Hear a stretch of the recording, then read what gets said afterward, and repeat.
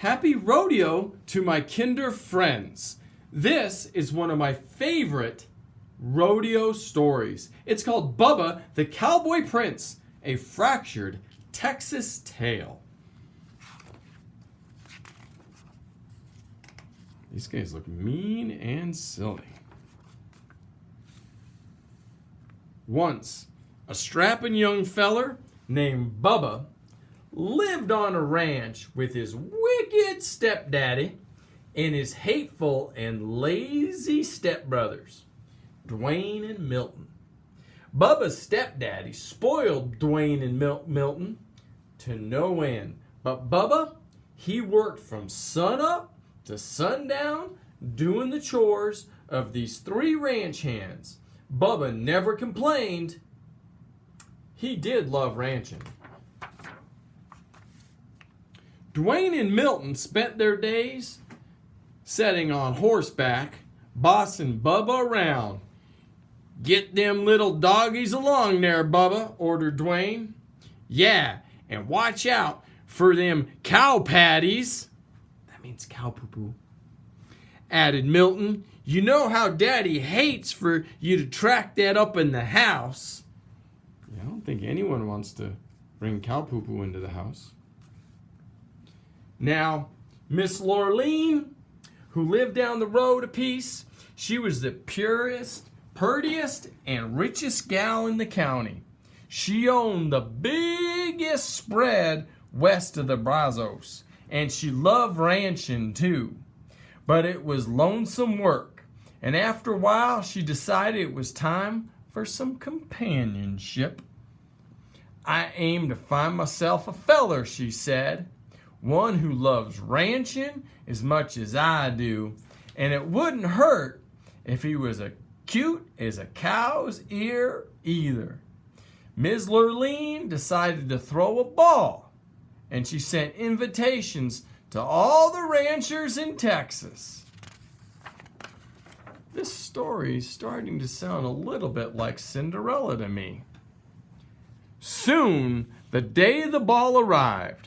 Milton and Dwayne spent the day getting gussied up in their finest duds. Bubba about ran himself ragged waiting on them. "Bubba," shouted Dwayne, "fetch my bolo tie." "Bubba," shouted Milton, "get my boots polished." Bubba shouted his wicked stepdaddy, "brush them horses and wash them wagons." By the time Dwayne and Milton and their wicked daddy were ready to go, Bubba was exhausted. Still, as they climbed into the wagon, Bubba asked, "Can you wait for me to get ready? I want to dance with Miss Lorleen too." Dwayne and Milton and their wicked daddy hooted and hollered. "Why, you're sorrier than a steer in a stockyard," said Dwayne. "Can you imagine Miss Lurleen dancing with the likes of you?" said Milton. "Miss Lurleen wouldn't even wipe the dirt clods off her boots with that raggedy shirt of yours, and you smell more like the cattle than the cattle do." These are not nice brothers. Look at them. And the silly horse laughing too. Well, Bubba took a look at himself. It was true. He didn't have a decent shirt to wear. His boots were downright disgraceful, and he did smell a little rough. Milton and Dwayne were right. Miss Lurleen wouldn't dance with the likes of him. Bubba hung his head. He felt lower than a rattlesnake in a gully. Milton and Dwayne and their wicked daddy went off to the ball. Bubba mounted his horse, headed for the pasture to check on the herd. The sky was getting darker than a black bull at midnight. It looked like a Texas thunderstorm was brewing. Bubba had just arrived at the cow pasture when a bolt of lightning struck, knocking him off his horse. Bubba was stunned for a moment, but when he picked himself up, he heard a voice. "Go to the ball, Bubba," said the voice. Bubba looked around. No one was there except him and the cows. Now Bubba figured he'd bonked the bejeebers out of his bean, that would be his head, causing the voice was coming from a cow. She chewed her cud for a moment and said, I'm your fairy god cow, and I can help you go to the ball. Bubba sat up, rubbing his head. I'd like to go, Miss God Cow, but shoot, I don't have a thing to wear.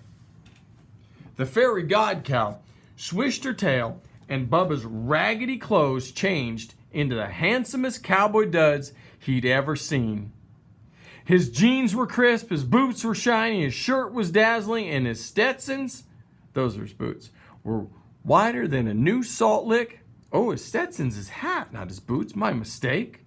Why, I look downright purty, said Bubba. The fairy god cow swished her tail, and a nearby steer turned into the most beautiful white stallion Bubba had ever seen. Now you go on off to the ball, Bubba, and have a good time dancing with Miss Lurleen. But you'd best be home by midnight, 'cause that's when all this magic is gonna run out. Yahoo! Shouted Bubba as he jumped on the white horse and galloped off to the ball. Yahoo!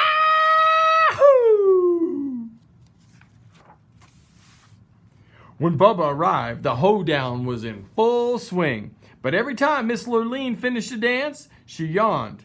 There goes another $10 Stetson on a 5-cent head, she complained. Where are the real cowboys? By the time it was Bubba's turn to dance, Miss Lurleen, it was almost midnight.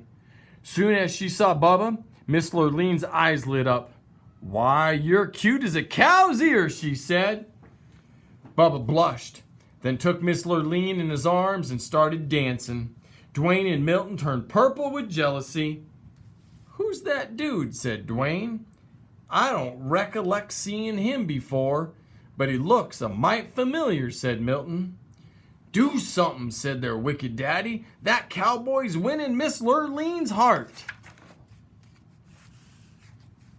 As it turned out, Milton and Dwayne didn't have to do a thing because Bubba and Miss Lurleen were in the middle of a do-si-do when the clock struck midnight. Suddenly, Bubba's fine duds turned into the dirty rags he usually wore around the ranch. He looked sorry and smelled worse. What's that awful smell? Asked Milton. Why, it's Bubba, shouted Dwayne. Bubba turned 14 shades of red, apologized to Miss Lurleen, and ran out of the room. Wait, she yelled, chasing after him. But Bubba didn't wait. He jumped on his cow and lumbered off into the night. In the ruckus, he lost one of his dirty cowboy boots. Miss Lurleen clasped it in her arms. This is the boot of a real cowboy and the man I want to marry, and I aim to find him. Miss Lurleen went back inside and thought she asked everybody at the ball. No one knew who the mysterious cowboy was. Well, nobody except Dwayne and Milton and their wicked daddy. That is, but they weren't gonna tell. The next day, Miss Lurleen went from ranch to ranch looking for the cowboy who owned the boot. When she came to Dwayne and Milton's ranch, both brothers tried the boot on, but it didn't fit. Kind of like the glass slipper. Miss Lurleen just climbed on her horse to leave when Bubba rode up. He was dirty and sweaty and smelly from working with the cows. He was the only one wearing one boot. Miss Lurleen jumped off her horse and ran over to Bubba. Try this on, she cried. Bubba took his dirty boot off and pulled it on. And much obliged, ma'am, he said, blushing. It fits perfectly. You're my prince in cowboy boots, shouted Miss Lurleen. I'd recognize that smell anywhere. Marry me, cowboy, and help me work my ranch. Dwayne and Milton and their wicked daddy threw chicken fits. But Bubba just smiled, and he and Miss Lurleen rode off into the sunset. They lived happily ever after, roping and cowpoking and gritting them doggies along. All right, that's the story of Bubba the Cowboy Prince, a fractured Texas tale. I think you can make lots of comparisons with this and Cinderella. All right, ta-ta for now, my rodeo friends.